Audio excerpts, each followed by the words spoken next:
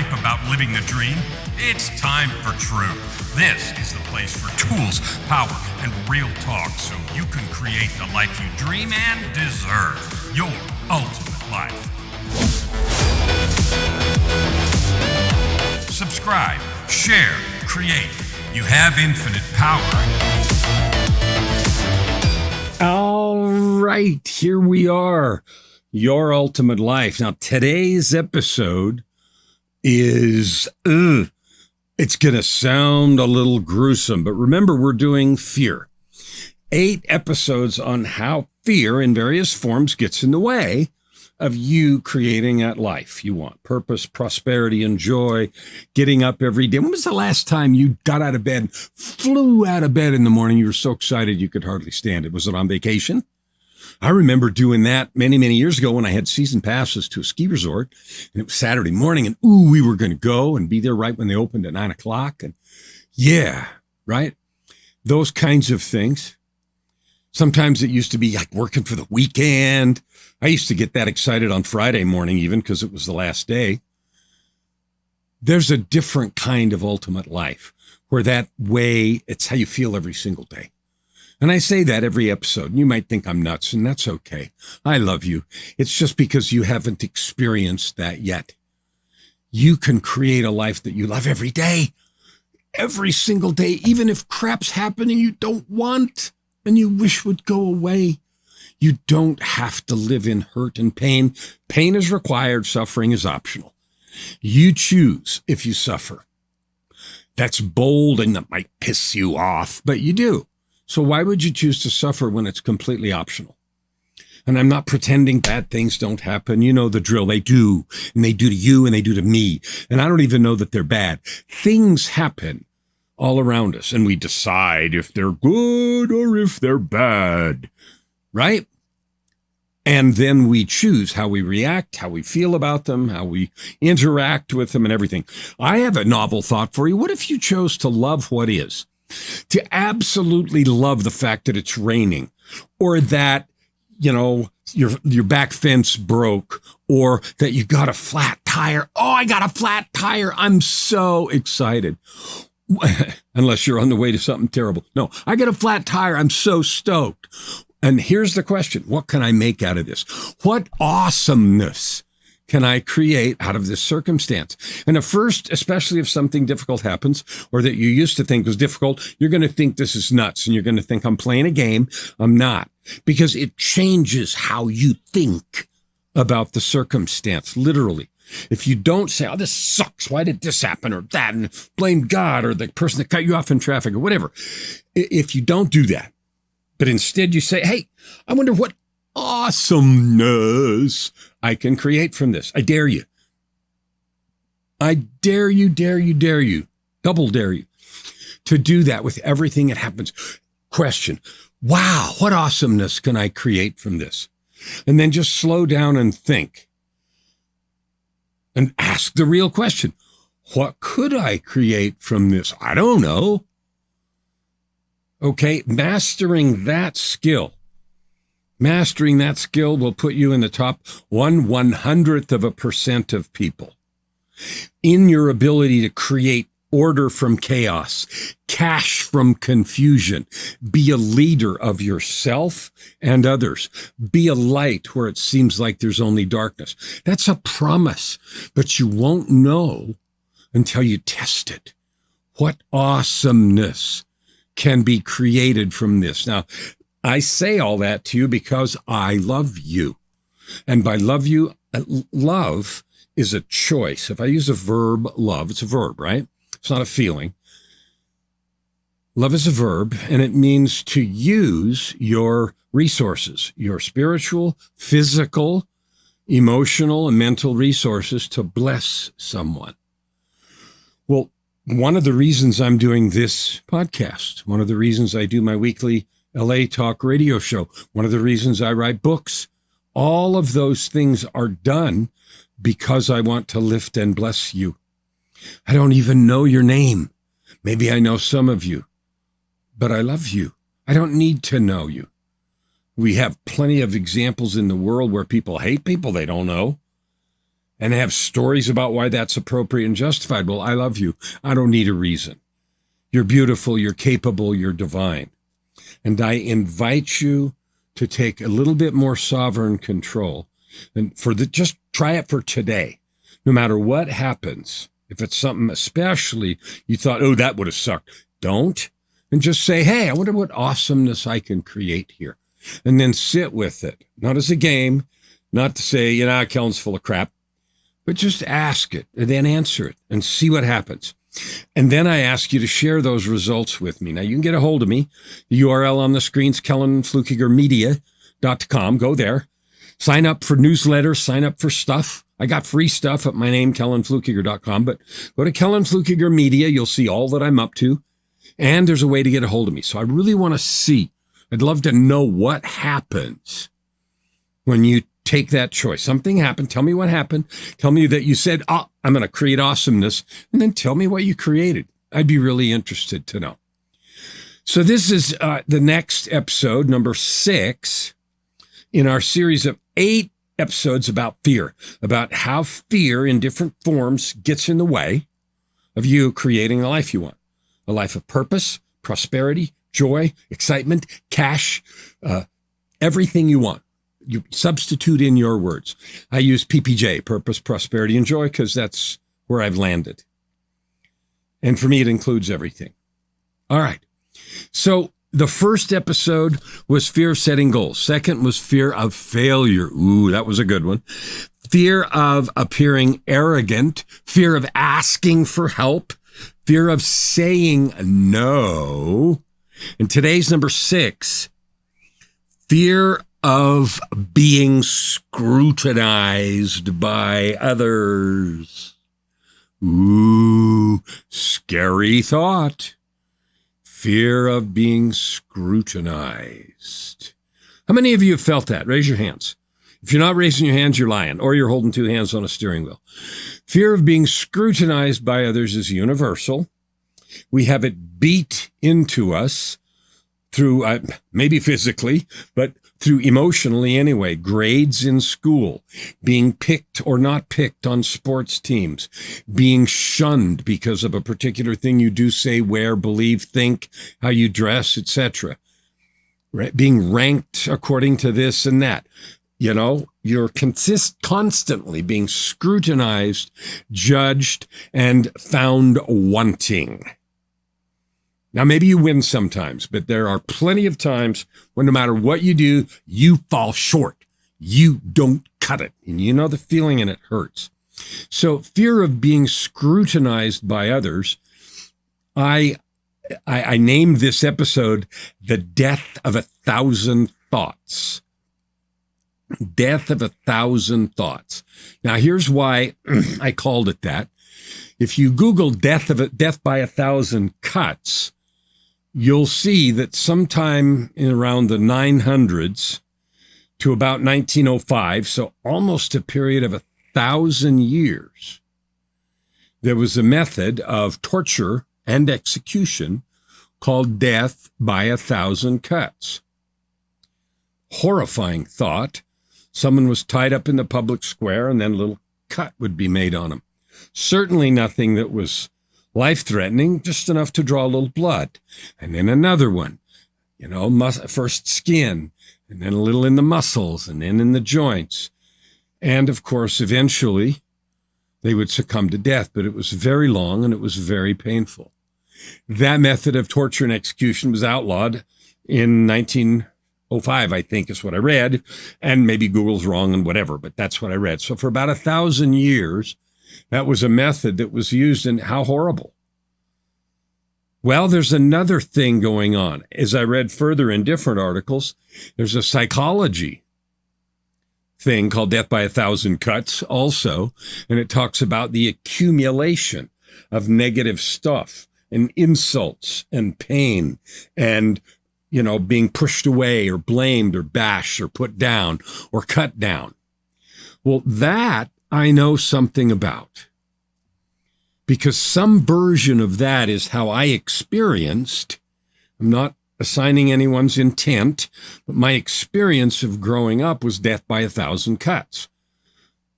I regularly got spanked or beat. I regularly got slapped and knocked around and, all kinds of physical, emotional, verbal abuse. And individually, none of them were fatal, obviously, although I do remember getting beat hard enough that I hid in the locker room at school and got dressed last because I didn't want anyone to see I was black and blue. But it was far from fatal. But there was nothing physical there. But emotionally, the sum and substance of those things was the death of my value. The death of my value. And I lived until I was 52, believing that I wasn't worth anything. I was not good enough, worse than not good enough, worthless, etc., etc.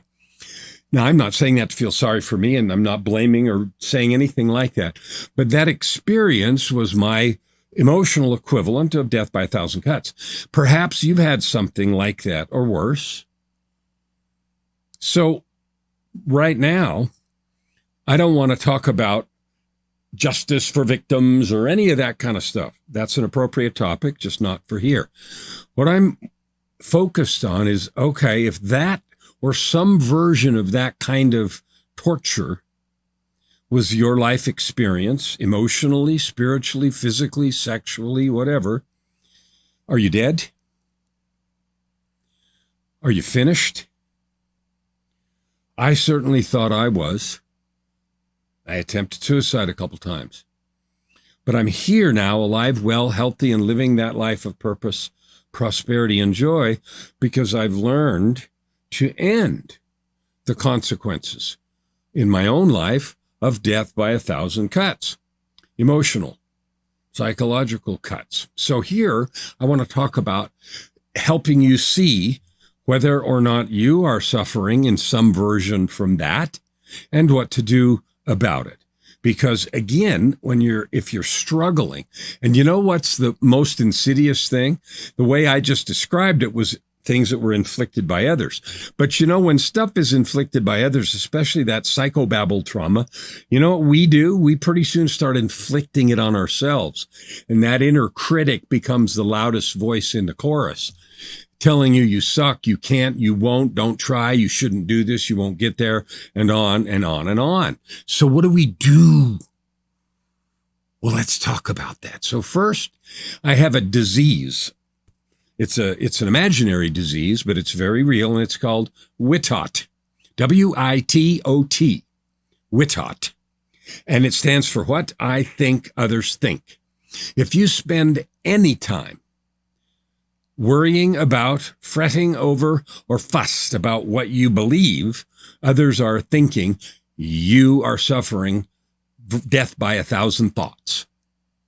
You are letting others rent space in your head. And you know what's even funnier? They're not actually renting space. It's what you think they think that's renting space. At least if someone tells you, you know what they think to the extent you understood it correctly, which is always doubtful anyway. What other people think of you is none of your business. That's a quote, I hope it's exactly right, from Byron Katie and perhaps others. But it's true. It is none of your business. We don't control their thoughts, and it doesn't matter. So what do we do? Well, first of all, evaluate. My challenge to you today, and each one of these podcasts has a challenge because my goal is to help you achieve a life of purpose, prosperity, and joy, and get rid of all the baggage, rocks, pain, diseases, and other things that are in your way. So your assignment is to take the rest of today and tomorrow and catch yourself. How often are you thinking about what others think? Wow, there's the thing. How often are you wondering, assuming, judging, defending, deflecting from, you're having a conversation with nobody, you're playing both sides. And you're thinking someone else is cruel, mean, stupid, wrong, because you're imagining what they are thinking or saying to themselves. So I challenge you with all my heart to do that for just a day and a half, the rest of today, whenever you hear this and tomorrow. Catch yourself and then do this. Realize that number one, you don't actually know what they're thinking. Okay, you don't know. Even if they said something subject to your interpretation. But most of the time they didn't. We're just making it up, right?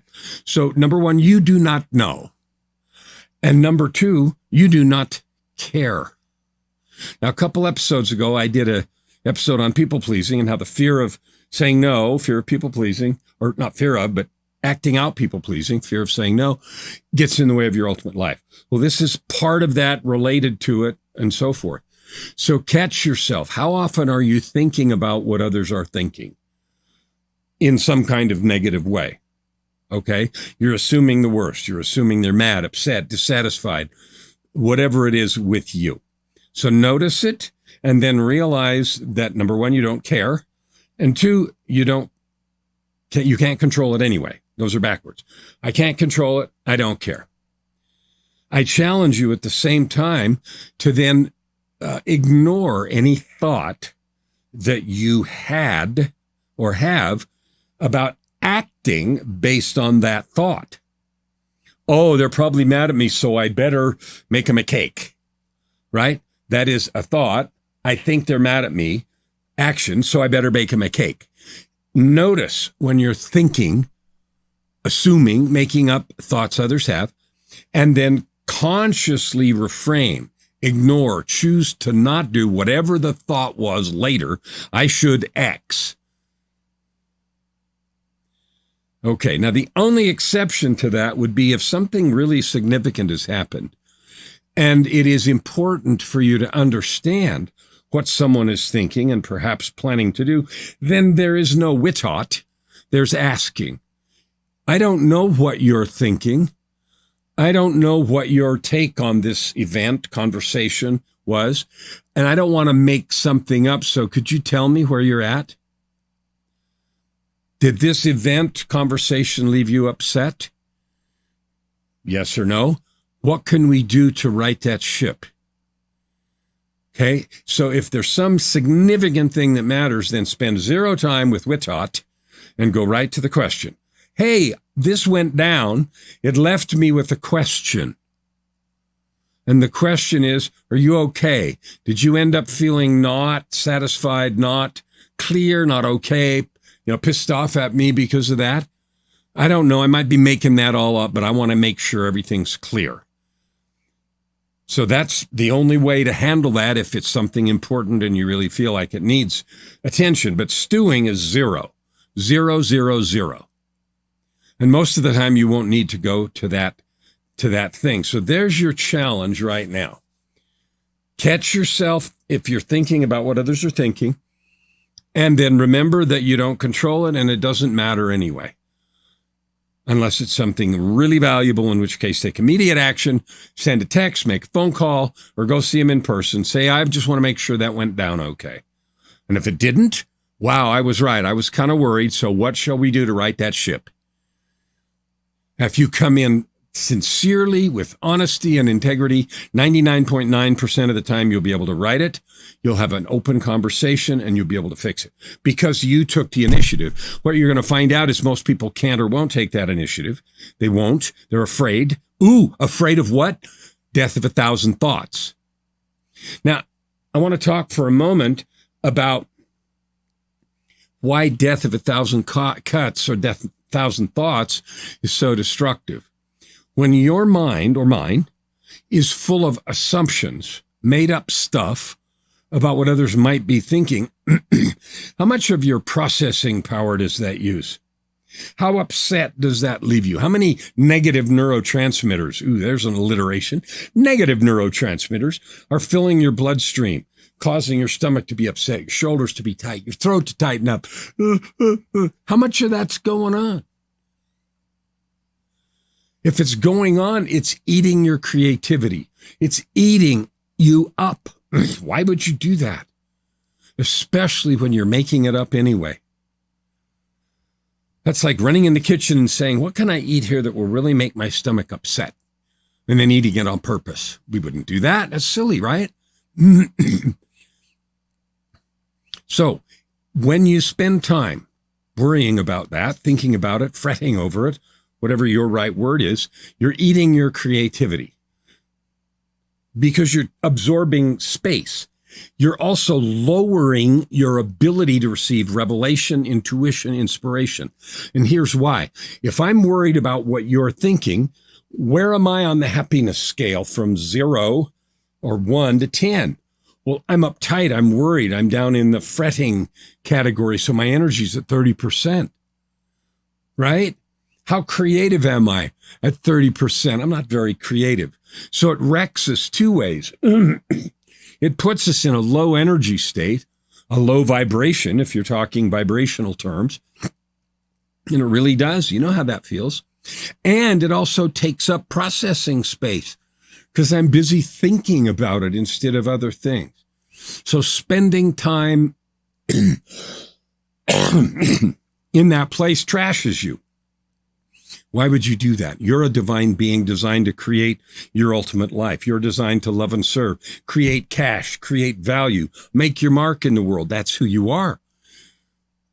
And if you live at 30% energy and you take up 1/4 of your CPU cycles, worrying about that, it's trash. Okay, so let's talk about the other side of this.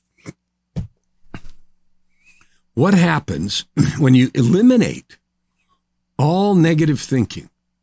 Now, you can think right now of a time where maybe you have to think of a time where things were going really well. We'll do with externalities. You can create this for yourself anytime you want, but we'll talk about this in a minute. Remember a time right now when you got really good news. Things are going well. You closed a big deal. Stuff went fantastic. You solved a significant problem and you were just on fire.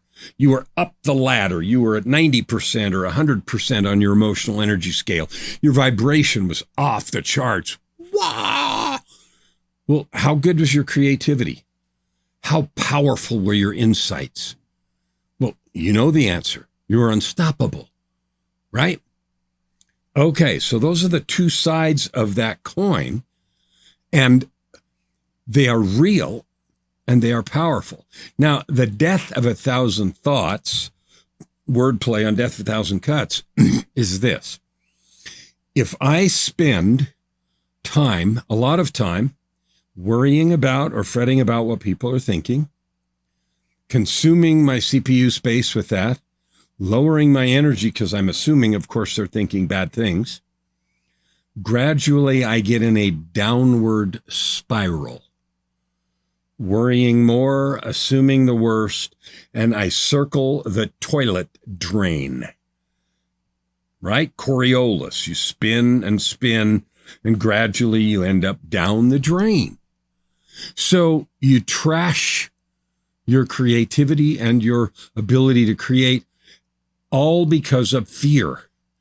Fear of what others are thinking, right? Fear of being scrutinized, fear of being watched and judged. Another version of that is, let's say you wrote a book, or let's say you're doing a video, or you're doing a podcast like this. If you're sitting doing a video, or you're on my show, let's say you come on my show, and you spend the whole time as we chat worrying about what Kellen's thinking, or you're worrying about what the audience that's going to see it might think, and that's consuming your mind, how good of a guest are you going to be? How much wisdom and love and kindness and encouragement are you going to be able to share? Well, you already know the answer to that question. So that affects your ability to lift others. It affects your ability to bless. It affects your ability to market effectively. If you're writing marketing copy or you're doing videos to advertise a product or service, and you're creating that marketing material thinking, oh, I wonder if they'll like this. Oh, I wonder if it'll be okay. Oh, it'll probably suck. Oh, then you're exactly right. You're going to create garbage and it won't work. So this principle has application, obviously, to every aspect of your life. If you're going into a conversation with your significant other and you're assuming the worst, they're going to get pissed and yell at me and this is going to deteriorate, you know without thinking it's going to escalate and you're going to end up shouting or worse. So this is a cycle. It feeds on itself and it does lead to death. Maybe not physical death, death of autonomy, death of creativity, death of service, death of love. And those are the things that make us valuable and human. So your assignment was to listen to your thinking, catch yourself when you're making up stuff, and then make a change. What if they're thinking you're wonderful? What if they love what you said or did more than anything in the world? Send yourself up the ladder. Your creativity goes up and fun goes up also. So I want to stop for just a minute and issue some invitations to you. I know that WITOT, what I think others think, worrying about all that stuff, is prevalent and powerful. It is something I've become an expert at, curing and eliminating. If that is a struggle for you, if you find yourself sidetracked or derailed, or you can't make videos because you're afraid, or you can't write that book you mean to, or all the different things, please reach out. Let me help you eliminate that. I, for one, want to see your light. I want to see your products, your service, your story, your love.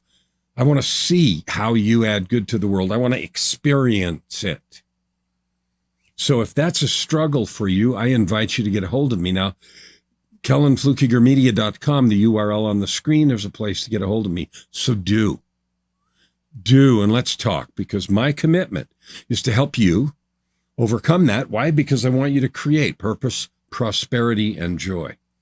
The second invitation is if you have a story of resilience where you've overcome this or similar situations where you lived in a family where you were always judged, or a relationship, or where judgment got in the way, maybe self-judgment. That was the death one for me, self-judgment.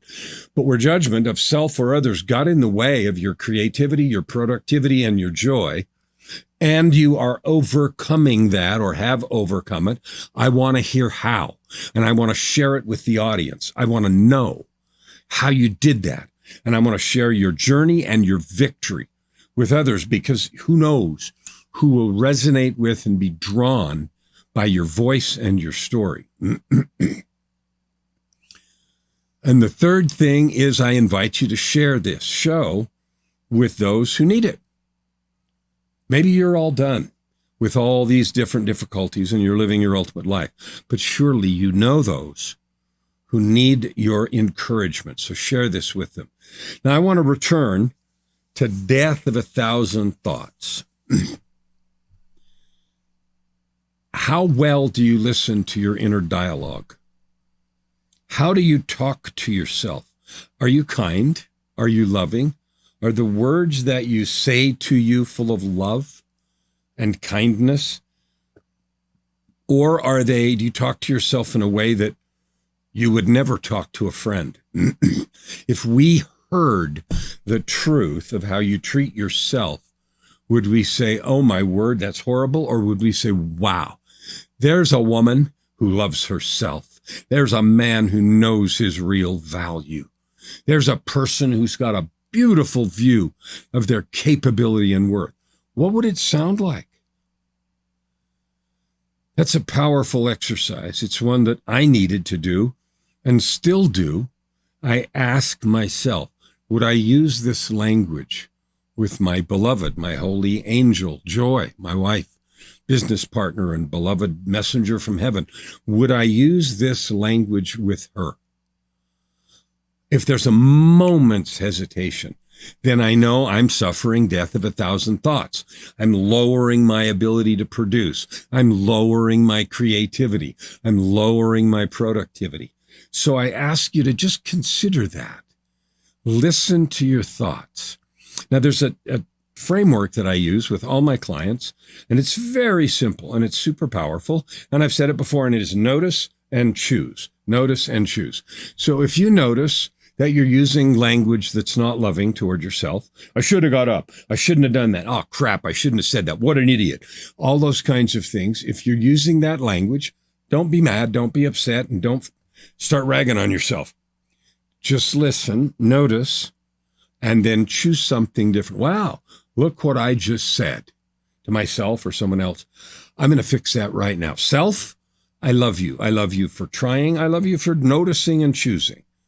I apologize. That isn't the real me.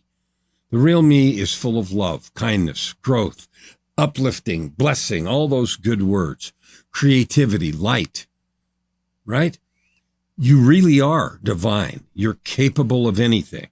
The whole point of my doing this podcast is to continually remind you of how awesome you are. I'd love to meet you. One of the things I love most of all about my work is that I get to meet so many people. That includes you. My commitment's to help 250 million people this year, and I'd love one of them to be you. I'd love to hear from you. And most of all, I would love to meet you and hear from you what you think, how this has helped you, or if it hasn't, why not? So I invite you to do that. I'm serious. Please do it. Take the time, take a moment to allow me the blessing of seeing your face and getting to know you. Here's the last thing I want to say today, and that is nothing can stop you except you. Nothing can keep you from creating purpose, prosperity, and joy except you. And if you're like me, I needed help to make that real. So I invite you with all my heart to love yourself, get the help, coaching, and blessing you need so that you can move forward and add good to the world any way and every way you want, and live your life of purpose, prosperity, and joy so that you get to create and live your ultimate life. Never hold back and you'll never ask why. Open your heart and this time around. Right here, right now. Your opportunity for massive growth is right in front of you. Every episode gives you practical tips and practices that will change everything. If you want to know more, go to KellenFlukigerMedia.com. If you want more free tools, go here, YourUltimateLife.ca. Subscribe, share. Stand with your heart.